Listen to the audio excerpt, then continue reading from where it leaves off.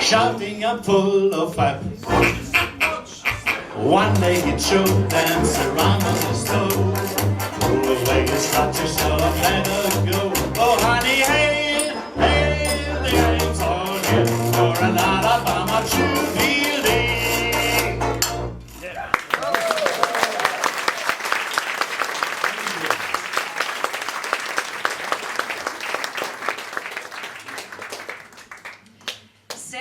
Langhorne Clemens was the sixth of 7 children born to John and Jane Clemens.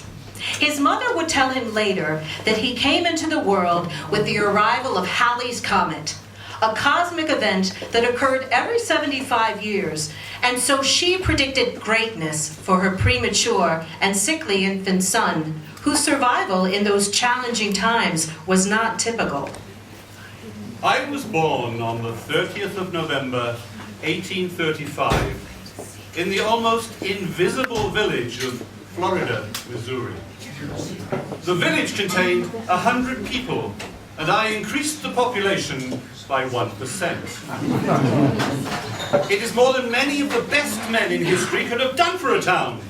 There is no record of a person doing as much, not even Shakespeare. But I did it for Florida, and it shows that I could have done it for any place, even London, I suppose. 1, 2, 3, 4.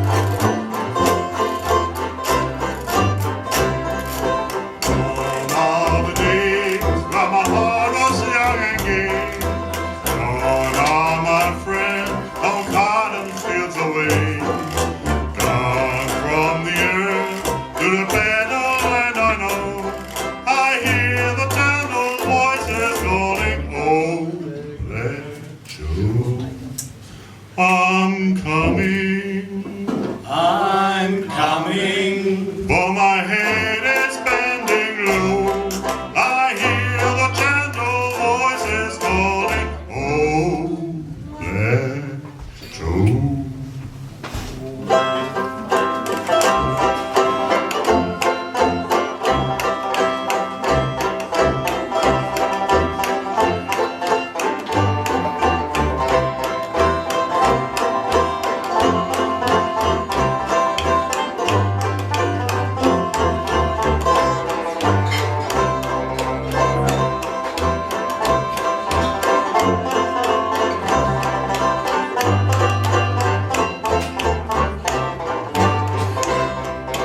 Why do I weep when my heart in fellow pain? Why do I sigh that my friends come not again? Leaving for home, though departed long ago, I hear the gentle voices calling, oh, let Joe. I'm coming, for my head is bending low. I hear the gentle voices calling, oh, let Joe.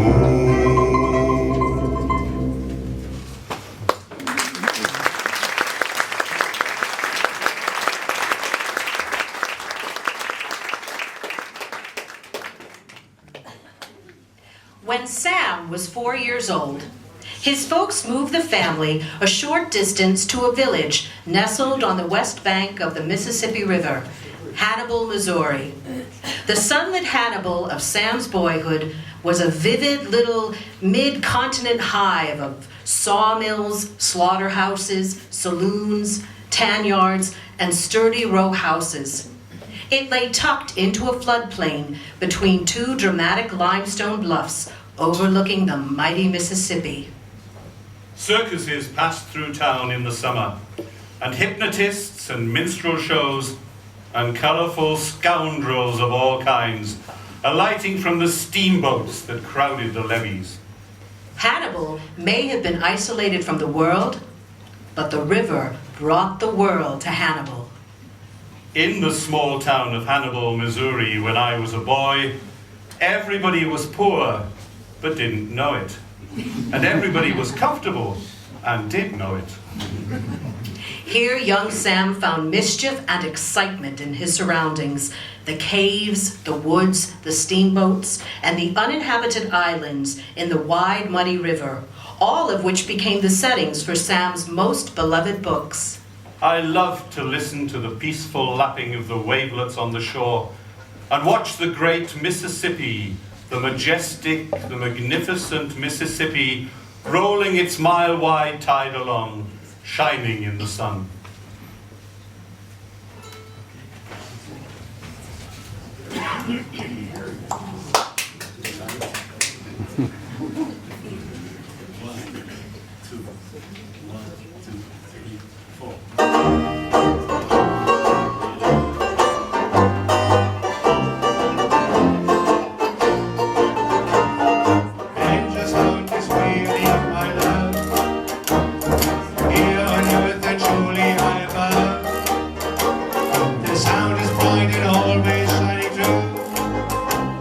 And when I hear the banjo, I feel blue.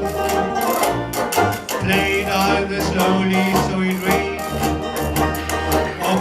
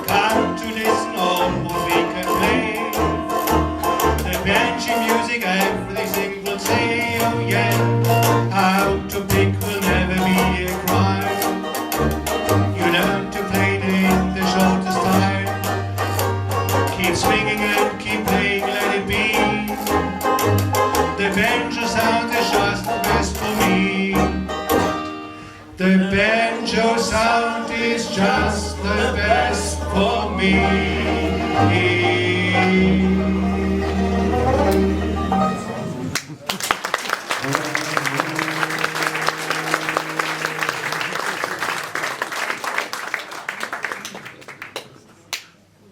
Steamboats plied the Mississippi River, often stopping in Hannibal to load or unload passengers and cargo.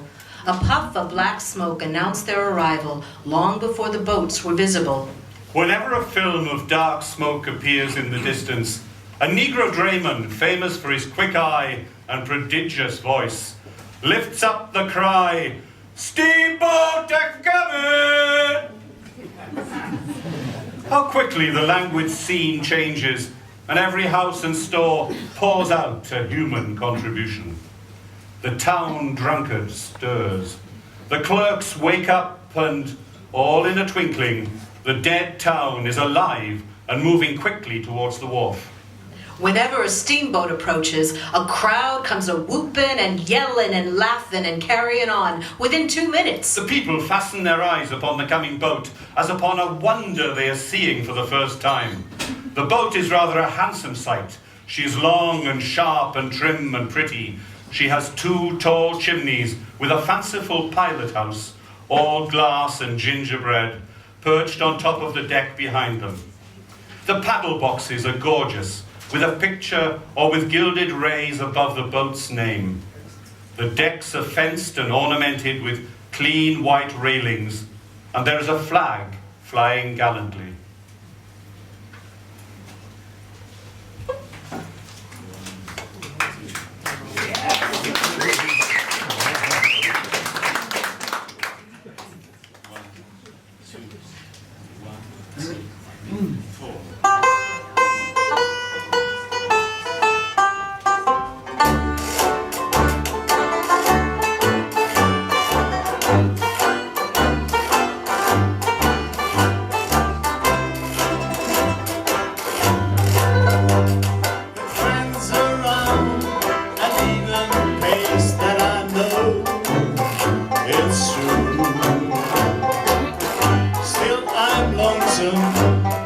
Homesick and blue. There's no one around who can thrill me, but I'm all alone, longing for my Mississippi home. Way down on the Delta, on the Mississippi shore, in that muddy water, I long to be once more. When night shadows creep about and the winds will call, you can hear old Nanny shout. She says, "Come on in here all." Way down on the levee, strolling in the pale light, you can see those steamboats and fields of snowy white. It's a feeling that I can't lose. Muddy water gets down in my shoes when I get those Mississippi downtown blues. When I'm standing,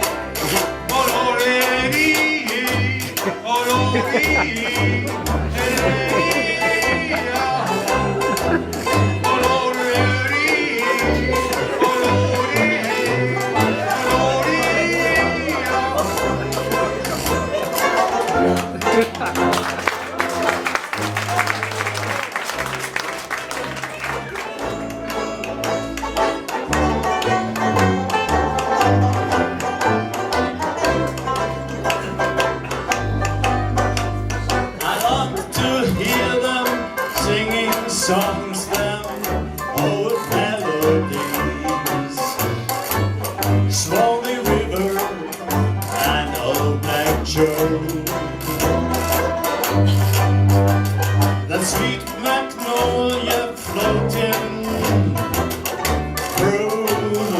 trees.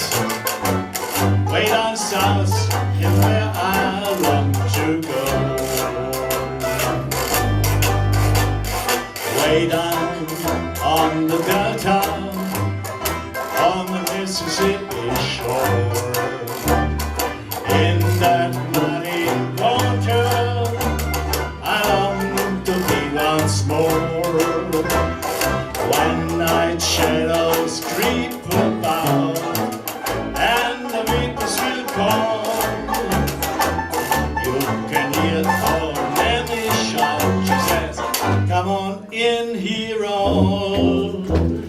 Way down on the levee, strolling down the pale night, you can see those steamboats in the fields of snowy white. That's a feeling I can lose. Muddy water gets down in my shoes. When I get those Mississippi Delta blues, when I sell it, when I get those Mississippi Delta blues.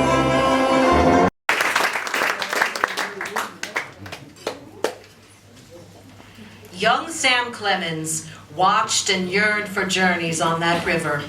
He watched as every type of freight was loaded and unloaded there in Hannibal. Lumber, hemp, even slaves. The captain stands by the big bell, calm, imposing, the envy of all. Great volumes of the blackest smoke are rolling and tumbling out of the chimneys. The passengers assemble on the upper deck. The crew is grouped on the forecastle. The broad stage is run far out over the port bow, and a deckhand stands picturesquely in the end of it, with a coil of rope in his hand. The pent steam screams, and as the captain rings the bell, the wheels stop. Then turn back, churning the water to foam, and the steamer is at rest. Then such a scramble as there is to get aboard, and to get ashore, and to take in freight, and to discharge freight all at once and the same time, with such a yelling and cursing as the mates facilitate it all. 10 minutes later, the steamer is underway again, and after 10 more minutes, the town is dead again, and the town drunkard asleep once more. Before these glorious daily events, the townspeople were full of expectancy, and after them, the day was a drab and empty thing.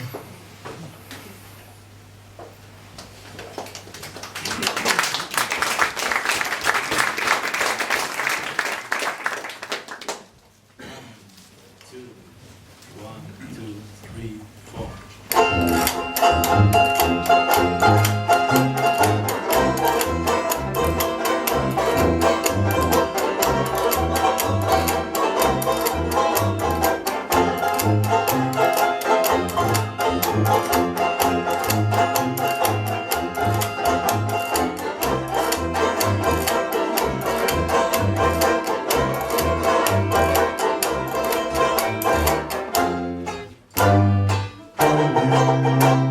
I hate to see that even sun go down. Yes, I hate to see that even sun go down. 'Cause my baby, she don't let it down. Oh, feeling tomorrow, but I can feel today. Yes, feeling tomorrow like I feel today. I'll pack my truck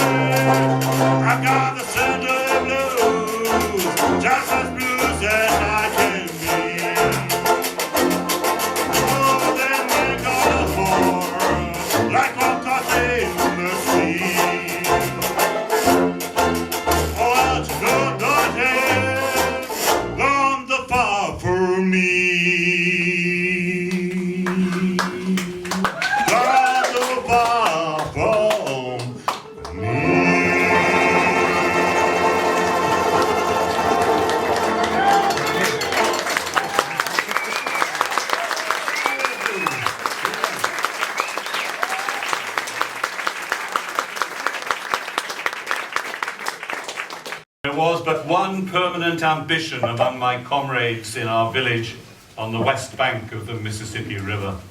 That was to be a steamboat man.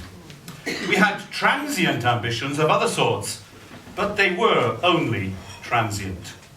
When a circus came and went, it left us all burning to become clowns. When the first Negro minstrel show came to town, we all wanted to try that kind of life. Now and then, we had a hope that if we were good, God would permit us to be pirates. These ambitions faded out, each in its turn, but the ambition to be a steamboat man always remained. Several of Sam's boyhood friends had become riverboat pilots, a job that carried with it both status and a handsome salary, and Sam now decided that he should be one too. A riverboat pilot in those days was the only unfettered and entirely independent human being that lived on Earth. Sam did eventually become a steamboat pilot. He had to agree to pay $500 from his future earnings to be taken on as a cub pilot on the good ship Paul Jones. I entered upon the small enterprise of learning 12 or 1,300 miles of the great Mississippi River with the easy confidence of my time of life. I supposed that all a pilot had to do was to keep his boat in the river. And I did not consider that that could be much of a trick, since it was so wide.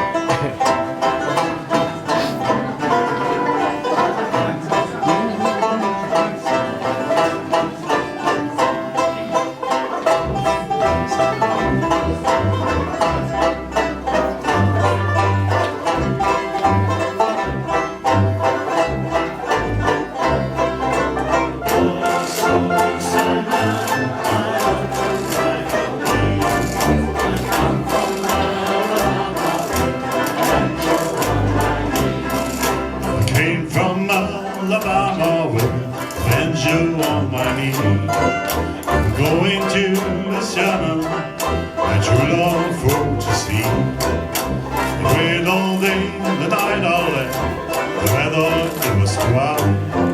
The sun too hot, I froze to death. Susanna, don't you cry.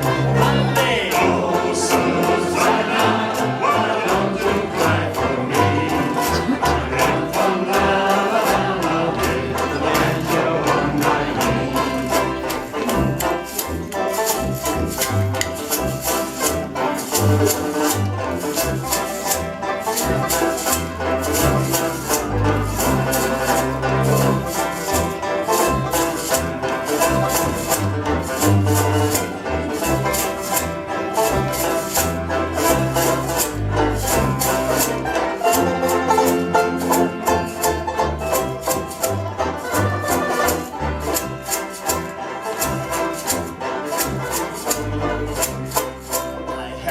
Dream the other night and everything was still. I thought I saw Susanna coming on the hill.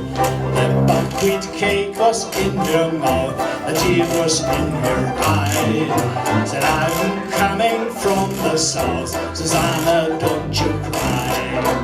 Oh, Susanna, why don't you cry for me? I come from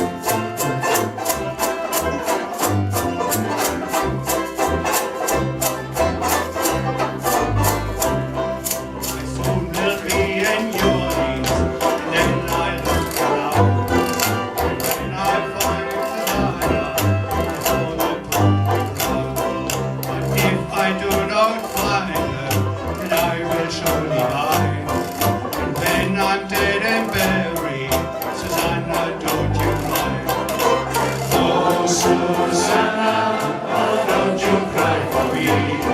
I come from the family, angel on my knee.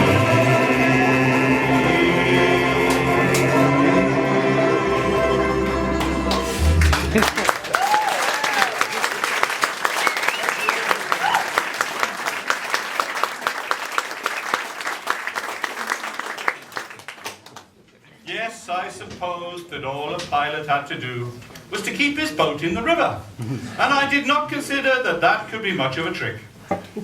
Sam soon realized just how wrong he had been. A riverboat pilot needed to commit to memory every landmark on both sides of the big river, from New Orleans north to St. Louis and back again.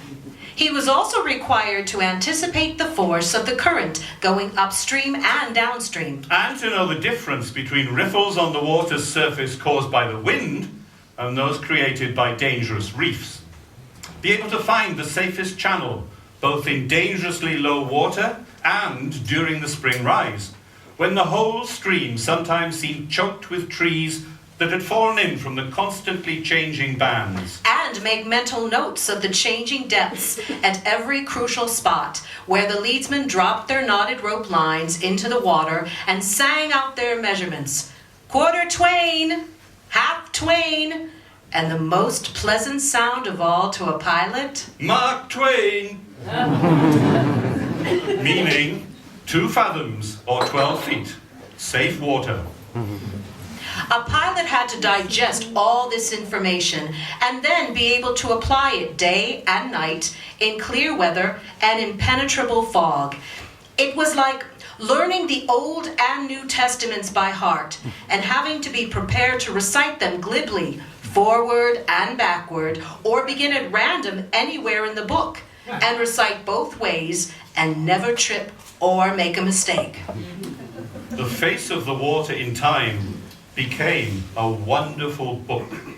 A book that was a dead language to the uneducated passenger, but which told its mind to me without reserve, delivering its most cherished secrets as clearly as if it uttered them with a voice. And it was not a book to be read once and thrown aside, for it had a new story to tell every day.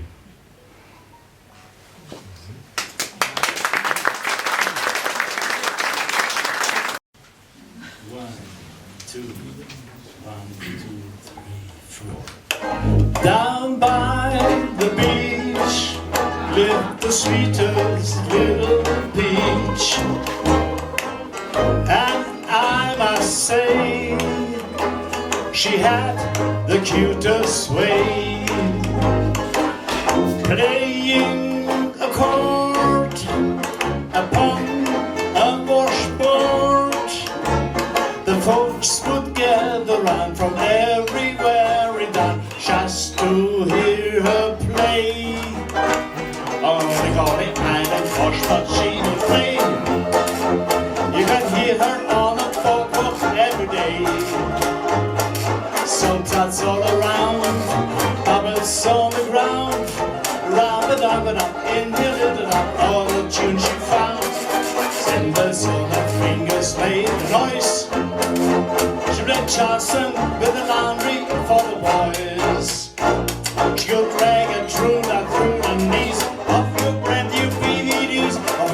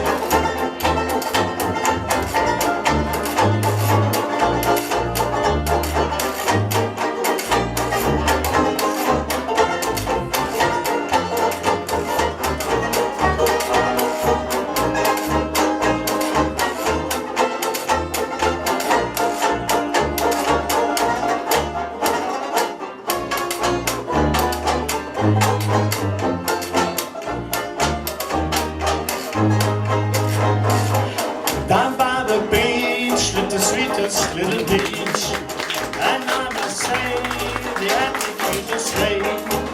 Playing the chord upon our sport, the folks will gather on everywhere about just to hear you play. On the Coney Island washboard she will play. You can hear her on the boardwalk every day. Subsides all around, populace on the ground. Up in the little one, all the tune she found. Then this whole thing is made the noise. You can splash a little funny for the boys. She would drag it through right through the knees of the brand new PDs on the Coney Island washboard Rodney Lane. She would drag it through the knees of your brand new PDs on the Coney Island washboard Rodney Lane. Washboard.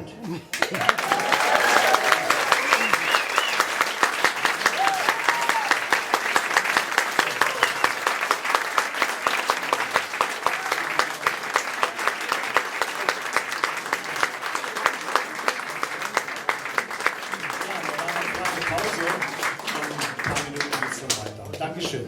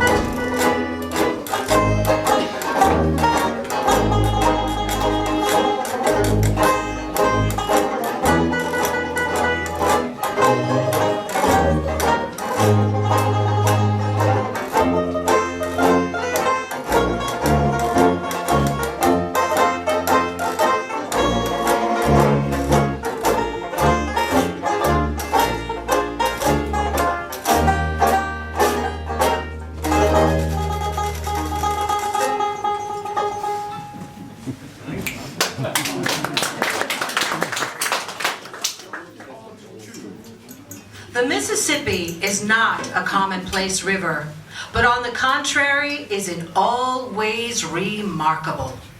With the Missouri as its main branch, it is the longest river in the world. It seems safe to say that it is also the crookedest, since in one part of its journey, it uses up 1,300 miles to cover the same ground that the crow would fly over in 675.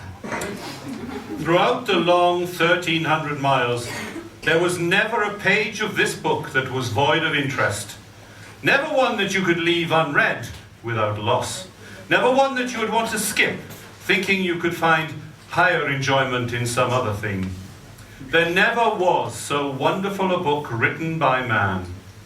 Never one whose interest was so absorbing, so unflagging, so sparkingly renewed with every rereading. To the trained eye, this was the grimmest and most dead earnest of reading matter. Two things seem pretty apparent to Sam.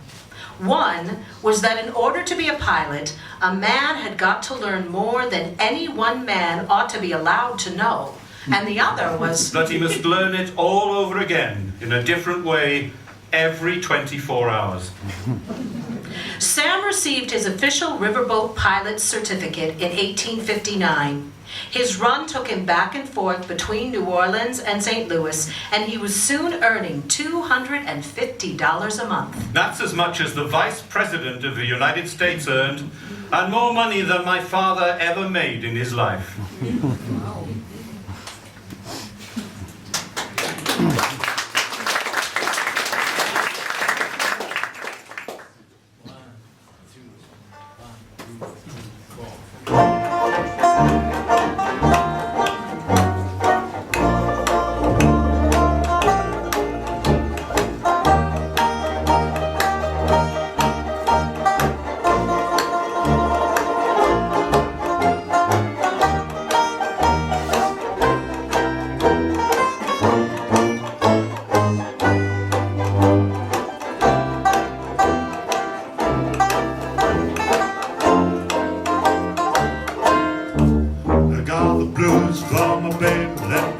San Francisco Bay.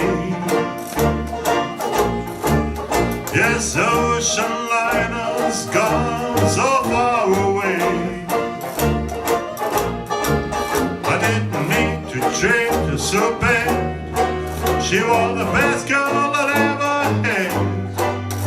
Oh, said goodbye, gonna make me cry, gonna leave, down and die. Ain't got a nickel and I ain't gonna lose a dime. If she don't come back, I think I'm gonna lose my mind. If she never come back, just stay. It's gonna be another brand new day. Oh, walking with my baby down beside San Francisco Bay.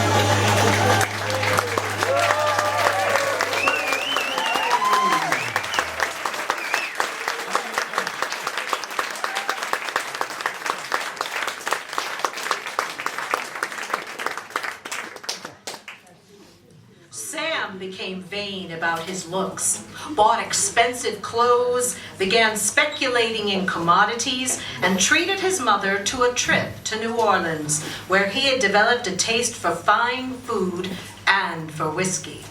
A pilot is an entirely independent human being. His movements are entirely free. He consults no one. He risks commands from nobody. He resents even the merest suggestions. So here was the novelty of a king without a keeper, an absolute monarch who was absolute in sober truth and not by a fiction of words. Nearly 1,000 steamboats plied the Mississippi and its tributaries, carrying more cargo than all the nation's ocean-going vessels combined. Sam would serve on at least 18 of them, including the White Cloud, the Crescent City, the Arago, the Alex Scott, the City of Memphis, and the John J. Roe. A boat so slow that we used to forget what year it was when we left port. Ferry boats used to lose valuable trips because their passengers grew old and died, waiting for us to get by. She was dismally slow. Still, we often had pretty exciting times racing with islands and rafts and such things. She was a love of a steamboat, but was never able to overtake the current.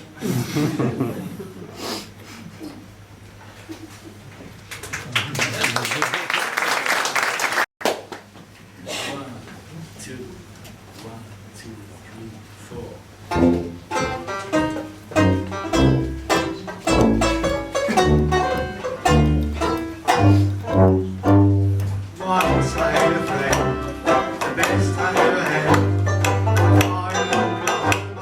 And now I'm very sad. I'm thinking of it truly, yes, day by day. And that is why to you and me I want to say we had a special drink together, taste sugar with love, and I had more than only one. God thanks above. The drink was so lovely, Mango Tango his name. And though I asked for more, I was never ashamed.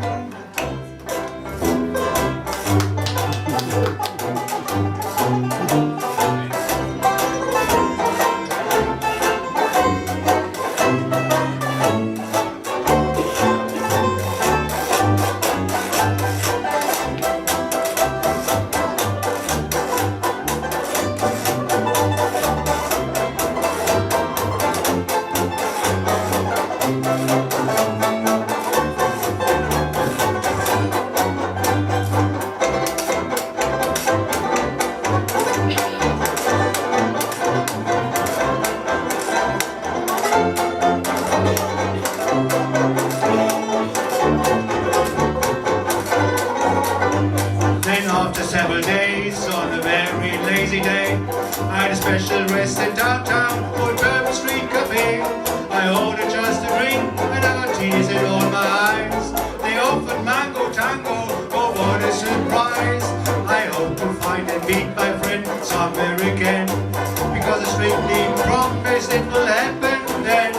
We never miss again and never lose to sing the Oklahoma Mango Tango Blues. We never miss again and never lose to sing the Oklahoma Mango Tango Blues.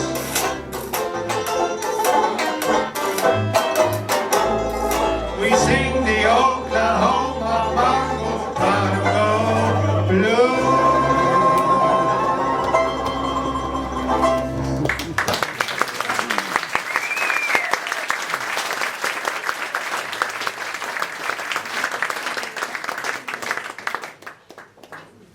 Sam began storing up valuable memories and to write about the places, scenes, and people he witnessed on his trips to the river. He also loved to draw and produce satirical sketches for newspapers along the Mississippi under the pseudonym of Sergeant Fathom. In 1863, when Sam was 27, he wrote a humorous travel story and decided to sign his name with the pseudonym that he would use hereafter, Mark Twain. In that brief, sharp schooling, I got personally and familiarly acquainted with about all the different types of human nature that were to be found in fiction, biography, or history. The average shore employment requires as much as 40 years to equip a man with this sort of an education. When I find a well-drawn character in fiction or biography, I generally take a warm personal interest in him for the reason that I have known him before, as I have met him on the river. The Mississippi River influenced everything in Sam's universe. It had drawn the first settlers of Hannibal to its floodplains. It had shaped the characters of the young town, and slowly, over the course of the 13 years that he lived within sight of it, the Mississippi summoned Sam Clemens onto its all-embracing life. The river was a wondrous interruption in that landlocked prairie, a fabulous anomaly, a constant event, motion in the midst of stasis. To an impressionable, furiously noticing boy, the river touched the deepest symbolic chords. River of life, river of time, river of immortality, river of oblivion. River as story.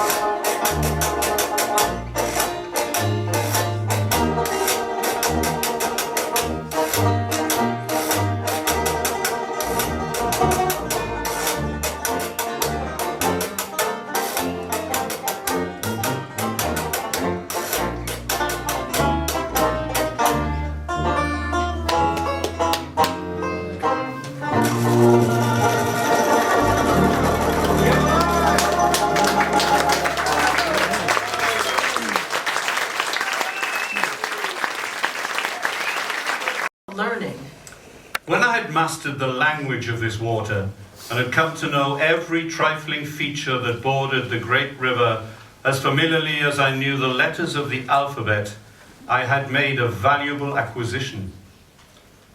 But I had lost something too. I had lost something which could never be restored to me while I lived. All the grace, the beauty, the poetry had gone out of the majestic river.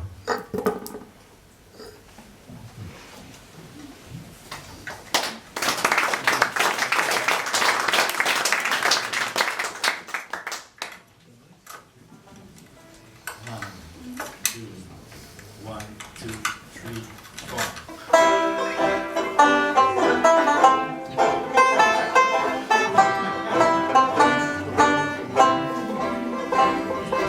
Way down upon the Swanee River, far, far away. That's where my heart is turning ever. That's where the old folks stay.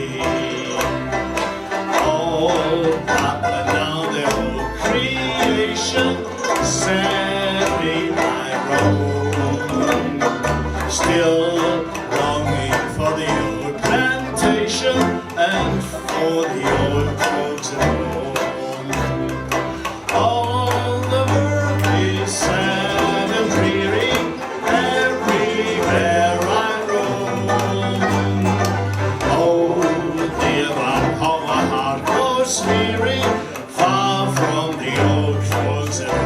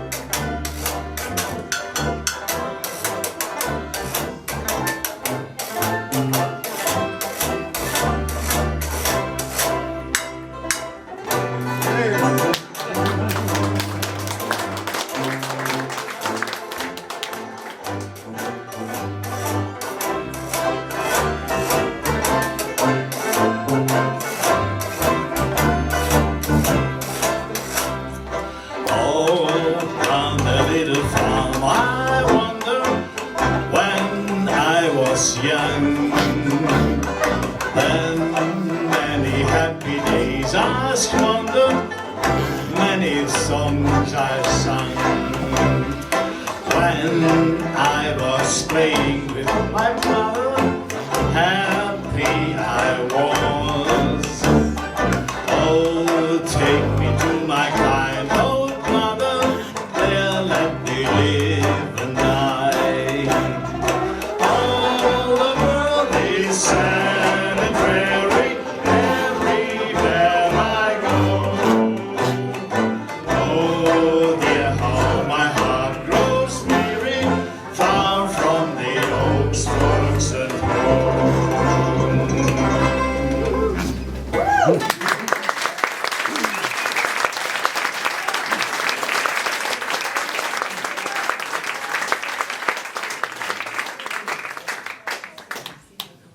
Samuel Langhorne Clemens, as Mark Twain, helped to liberate American literature. The Mississippi, surging forward and always shifting its channels, became a metaphor for his literary genius. He wrote in a great improvisational flow on the currents of human voices. The structure of his books had the feel of a wayward tide, one event leading meanderingly to another, the plot lines interrupted by digressions like unexpected tributaries, the narrative always overflowing the frame of the story, infinite and dreamy, like a rambling river. After all these years, I can picture that old time to myself now, just as it was then. The whitewashed town drowsing in the sunshine of a summer's morning, the streets empty or pretty nearly so, one or two clerks sitting in front of Water Street stores with their splint-bottomed chairs tilted back against the wall, chins on breasts, asleep. And the great Mississippi, the majestic, the magnificent Mississippi, rolling its mile-wide tide along. Mark Twain's capacity to conjure up the universe of that river transformed the literature of America and the world.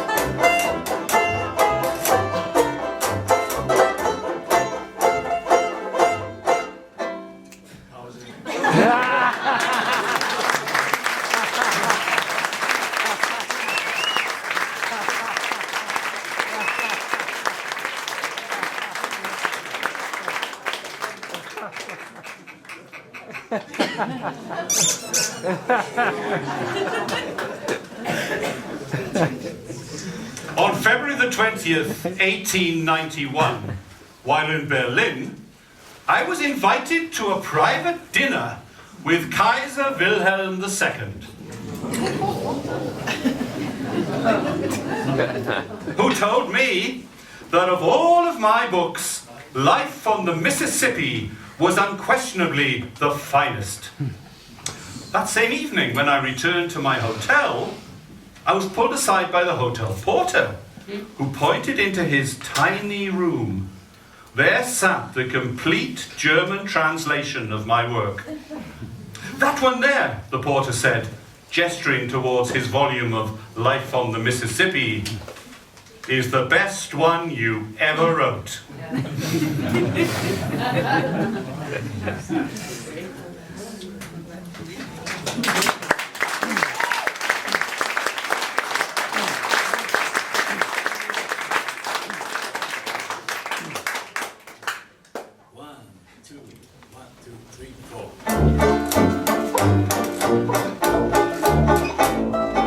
Everybody loves my baby, but my baby don't love nobody but me. Nobody but me. Everybody wants my baby, but my baby don't want nobody but me. That's plain to see. I am his sweetest Judy, and he's my loving man. No time to fool his Judy, love's not gonna end. Yeah.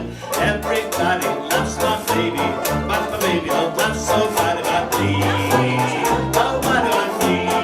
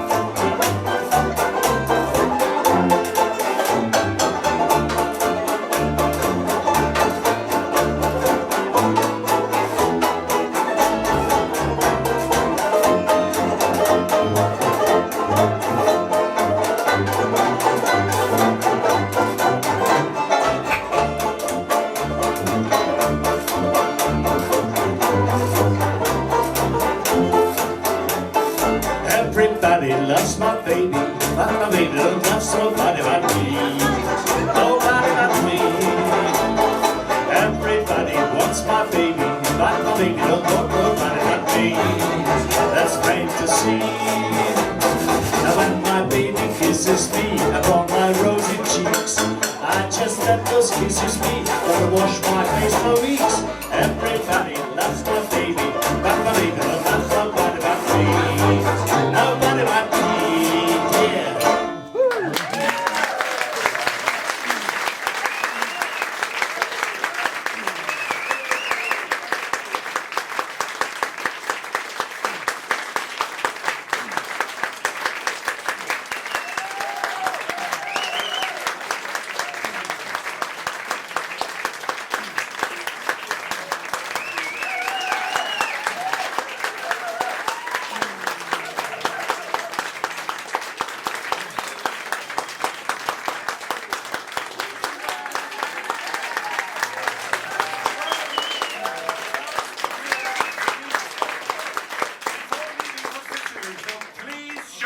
your appreciation for all the wonderful work she's done for NVEEx over the past years. Chief Recognition.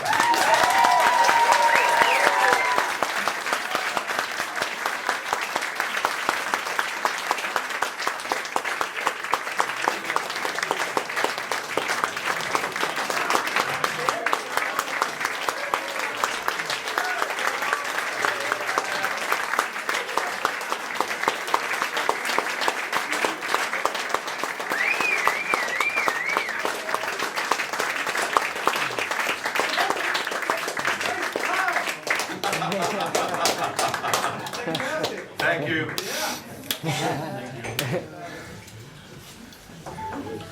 Well, I want to say thank you, ladies and gentlemen.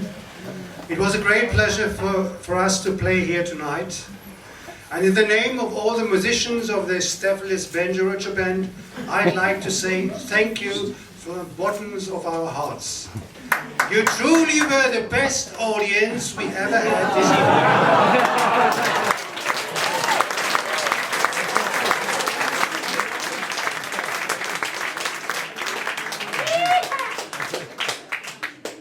A special thanks, of course, to Charles Urban, who suggested this collaboration with his theatre group, NEET. It was a good idea. It's not too much. It was a great idea. It was a very great idea to do this.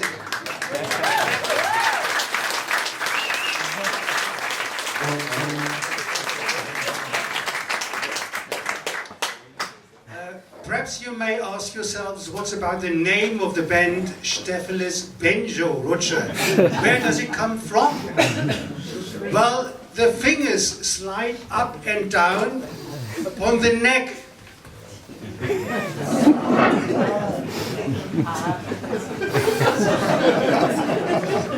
Slide upon, up and down upon the neck of the instrument and provide the right and correct tones and chords.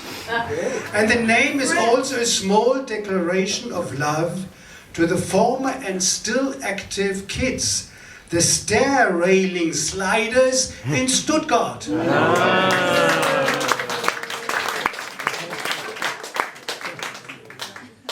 Well, finally, I would like to introduce you, of course, the musicians of the Stephelis Benjo Rutsche Band.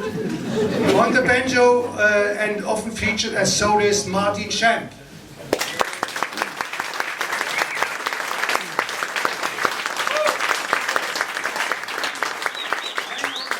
On the banjo, the excellent stylist Abu Schäfer.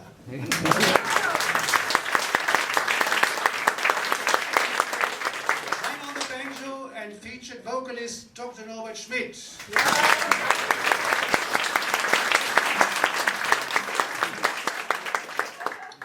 Then on the tenor banjo, wonderful blues vocalist Hans Hepting.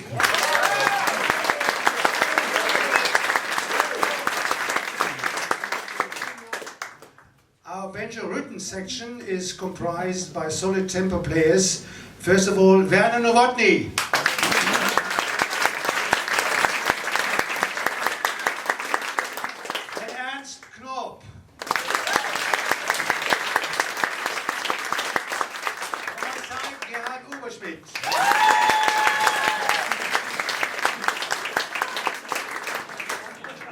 On the tuba and providing us with a rock-solid bass, Dr. Thomas Budde.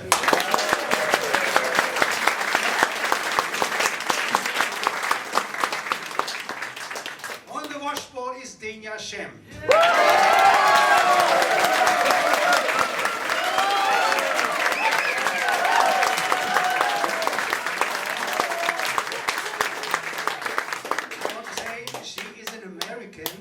Who took up the washboard because her parents had forbidden her to play the drums. I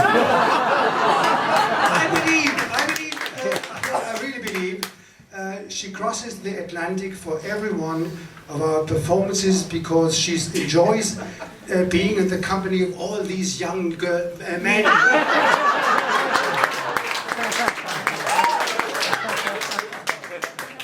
And last but not least, I'm Bernd Rauch, also playing the banjo in the rhythm section.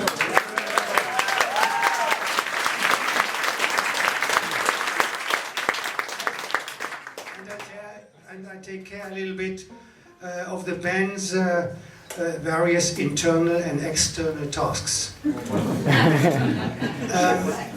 But now, only if you want.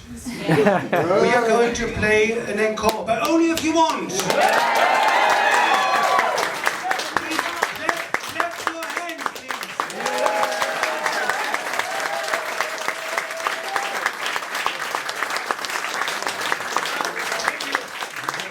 Thank you so much. We are going to play another title for you, specially for you, and it's called All of Me.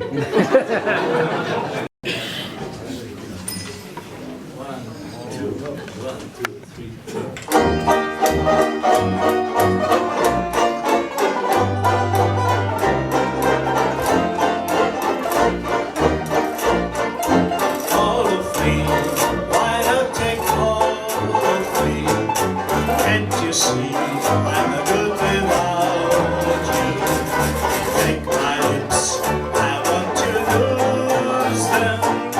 Take my arms, I never use them. Your good eyes left me with eyes that cry. How can I go even without you? You took the part that once was my heart, so why not take all of me?